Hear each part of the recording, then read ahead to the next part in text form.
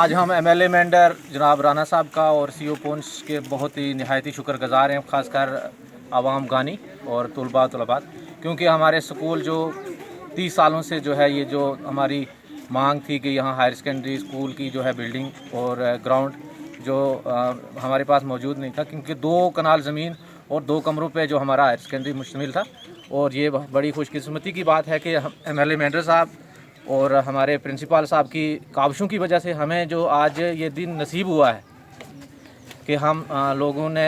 जितनी मेहनत की यहाँ हमें ज़मीन मिली और उसके साथ साथ आज हमारे ग्राउंड का भी इफ्तिताह हुआ। तो इस लिहाज से हम जावेद राना साहब और सीओ पुंछ का तहे दिल से शुक्रगुजार हैं। शुक्रिया।